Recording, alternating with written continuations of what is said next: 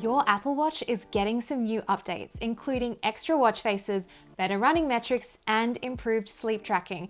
The public beta of WatchOS 9 has just dropped, and let's take a look at everything that's new. Now, before we start, obviously this is a beta, so features between now and the full release sometime in the fall are likely to change. If you want to install it on your Apple Watch, you will need a Series 4 or later. That's also including the Apple Watch SE. Unfortunately, Series 3 owners, I'm sorry, you're out of luck. WatchOS 8 will be the last major software update that you receive. Now, this will be a little bit of a laundry list, including the major features and a couple of extra tidbits that I found during my time with the beta. So let's dive in and see what's coming. One of the first things you'll probably notice about WatchOS 9 are the 4 brand new watch faces. This is the Metropolitan face. Obviously it has the complications around the side, but the key thing is with this face is when you move the crown, the numbers will pop in and out accordingly. Next up, we have the lunar face. Now this one is obviously showing the lunar calendar. Again, you can move the crown and scroll through the calendar like so. This is the playtime face, and the numbers are basically going to bounce around either when you tap the screen or again when you move the crown. Lots of things in the background start to happen. Astronomy has also got a bit of a facelift. It's now high resolution images, and again it looks a lot cleaner than before, and you can also rotate the crown, have these effects, and it's also going to show you the current weather in your location down at the bottom. Again, customizable with things like the font and so on. The one that I'm probably most excited about though is the portrait mode watch face that now works with pets. You probably remember portrait mode face was on WatchOS 8, not new, but it didn't work with your dogs and cats. And now look at this. The segmentation data actually works, and you can scroll the crown and your pet pops in and out of the frame. Finally, the modular watch face is not new, but now what is different is that you can actually change the background color, and you can also select from different gradients as well if that's the look that you like. There are a few interface tweaks on WatchOS 9 that do look a little bit different from WatchOS 8. The first is notifications. You'll notice that they now pop up as banners rather than having overtaken the entire screen when the watch is active. It's more similar to how it appears on the iPhone. The next is, that's a little bit more iPhone-like, is when you activate Siri, you'll notice that it pops up down here. And again, looking more similar like it does on the phone. The control center has the additional option of being able to select the text size now from down here, rather than having to go into the settings. And you do get some additional text sizes too, which is great. And although this one is not on the watch itself, it's actually on the phone, you can now add a charging widget to your home screen and actually see the battery status and how much charge it has left if you've got it on the charger right on your lock screen. Now, this obviously wouldn't be an Apple Watch update without some significant updates to the workout app and fitness tracking options. The first one I want to show you is multi-sport mode. Now, you no longer have to go in and add different workout types. You can now actually create your own or use the presets like bike run, triathlon, swim bike, and so on. And once you actually start the workout, say I want to do a bike run, you get it started and it's automatically going to detect when you change activities. So you don't need to manually add a new one or tell the watch that you've say, hey, I've started my run. It should detect it on its own. Now, for more casual athletes like me who are usually sticking to just one sport at a time because triathlons are incredible, but way too hard for me, we're going to start a regular run. And you can see now that the workout screens have changed once we get into it. You'll be able to scroll down with the digital crown. And more excitingly for me than anything else, I think, is the ability to see heart rate zones on your watch face. This is something that I've wanted in the first party Apple Watch app for workouts for years, and now we finally get it. Now, these heart rate zones are actually customized to you, but you can change them manually if you want. I'll show you where you get to that. So you go into, scroll down into your settings, and then you find workout, and then scroll all the way to the bottom and see heart rate zones. It's set to automatic, but you can also set them to manual.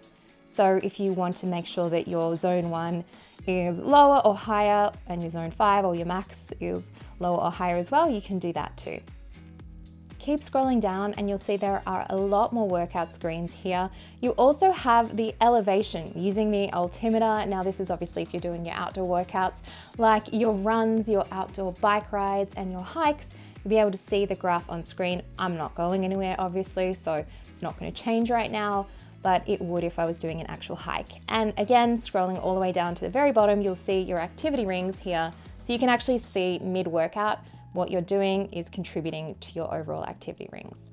There's also custom workouts. So if you tap those 3 dots next to your workout, say like an outdoor run, and scroll down, you'll notice there are a couple different options. Pacer is obviously when you choose a distance and a finish time, and then the watch will actually give you the pace that you need to hit that goal and give you alerts along the way. Also on that custom workout screen, you can now set combos of distance and time goals. So if you want to do some intervals, and you can again create a workout, customize this all to your liking. Now WatchOS 8 was all about outdoor cycling and e-bike riding and better calorie calculations for things like e-bikes. But WatchOS 9 is all about running because there are some brand new running form metrics that the watch is going to be able to track. So on top of all the existing metrics, you can now add things like vertical oscillation, stride length, ground contact time, and even a running power metric to your workout screen. But if you're interested in finding out more, drop me a comment. I will do my best and make a breakout video on what all of these running metrics mean and how they can help you train for your next race. If you're more about the smart features and less about the fitness, don't worry, I got you. There's plenty to talk about when it comes to the new smart features on the watch, including some apps. Now let's take a look first up at the calendar. You'll notice that when we go in, we'll not only be able to see the day view, but we'll be able to now see a brand new week view. And you can also go in and create calendar events on the watch as well. So you no longer have to rely on your phone. Similarly, with the Reminders app, you're now able to add and edit straight from the watch like so. But okay, this next one is probably one of my favorite new WatchOS 9 features. All right, so if you dictate a message using your voice, you're probably used to having to speak your punctuation. Now you notice that I'm talking and it's automatically separating my sentences with the right punctuation. This is so neat. I love not having to physically say comma or full stop. It's doing that. I'll show you how you actually turn this on. It should be on by default, but just in case, you need to go to Settings, General, Dictation, and then Auto Punctuation. And again, if you don't like that, you just like the old school way, turn it off. Okay, speaking of favorite features on WatchOS 9, this one is so neat and definitely one of my favorites. So on the phone itself, it's called Apple Watch mirroring, and you need to open up settings, head to accessibility, and then we'll scroll down and see Apple Watch mirroring. Okay, we turn this on and voila. Let's see if we can put them side by side so you can actually see what's going on.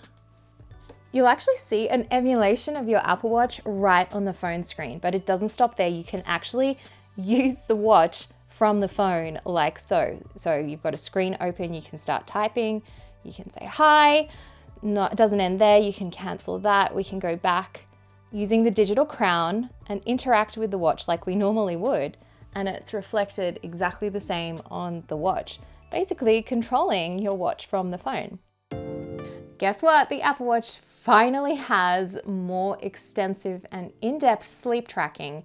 So the interface when you go into sleep doesn't look any different. Up here you've got your bedtimes and your schedules, but if you scroll down, you'll actually now be able to see on the screen your sleep stages like you can on many other wearables. Last night's sleep was a terrible night's sleep, as you can see, a lot of awake time. But it's actually really nice that I can see that in depth now, rather than that bar chart that you used to see in the health app. It's now going to show you exactly the breakdown of your sleep. If you're wondering what this core is, this is actually what other wearables call light sleep. It's the same. It's basically where the bulk of your sleep is made up of, but Apple's just calling that core. And you can also see trends of your last 14 days if you've been wearing it to sleep. One of the other major updates is AFib history, which WatchOS 9 now supports. To actually turn that on and activate it, to go through the setup process, you'll need to go to the Health app on iPhone, go to Browse, and it should pop up under AFib history. If it doesn't, you can just search for it like that, set it up, and then you'll be able to see insights over time. So those are the major new features coming to WatchOS 9 on the Apple Watch starting in the fall, sometime in the fall with a full release. And if you want to find out more details on everything that is new in the public beta, as well as a full guide on how to download it to your device, links for you are in the description. I want to know what your favorite feature is. I think you know what mine is. It's the Apple Watch mirroring. That is so cool. Drop me a comment down below and let me know if you find any extra Easter eggs or other cool features in the beta, because I want to check them out too. Thanks for watching. I'll catch you next time.